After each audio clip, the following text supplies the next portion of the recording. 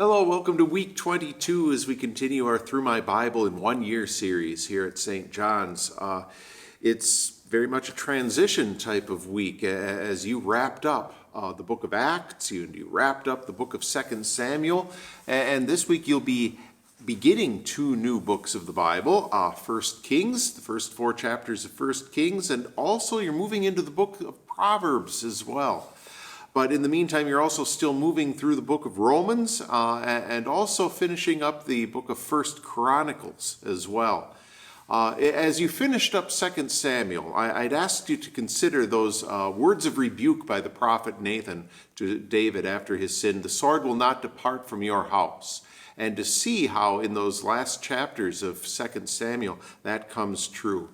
And there is certainly violence right inside of David's house. You have the very distasteful episode between Amnon and Absalom, with Absalom's full sister being abused by Amnon, who is the crown prince. These are all children of David. One of them is raped, one of them is the rapist, and the other is the murderer of the rapist.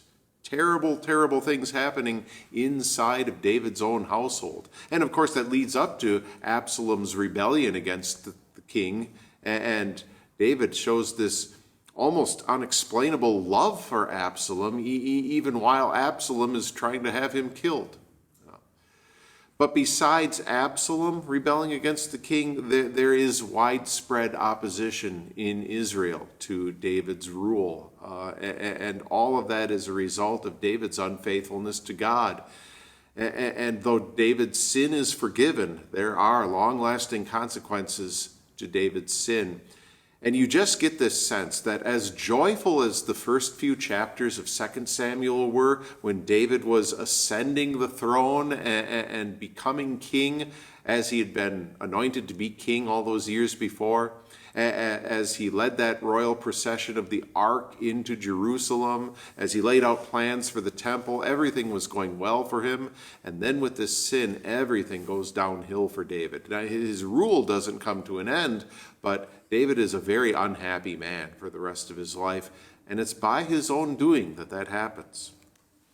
And it segues well into what we were talking about as far as the building blocks, or the first few building blocks of Paul's letter to the Romans.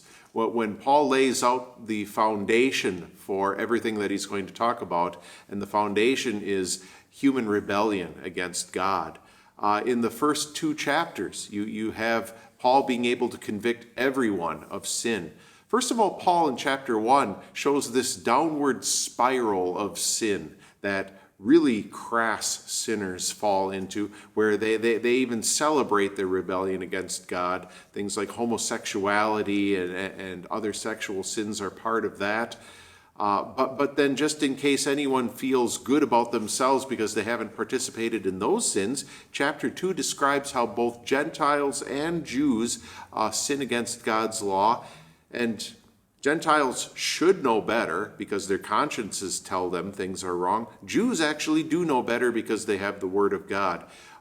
They're both sinning against their better knowledge and thus are guilty of rebellion against God and deserving of punishment from God. But of course, that's the foundation that Paul lays in order to introduce and expand on God's gift of justification that he spends so much time in Romans going through.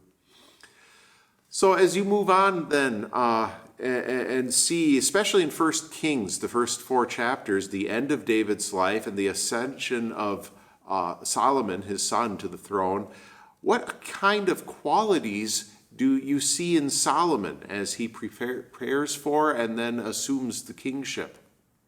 And then as you move on through the epistle to the Romans, and you have those beautiful gospel statements in Romans, pick out a few of those that you'll see in chapters 5 through 9 as your favorites, and we'll go through those next time as well. So God's blessings to you as you continue with Romans, as you move on to 1 Kings and also the book of Proverbs. We'll see you next week.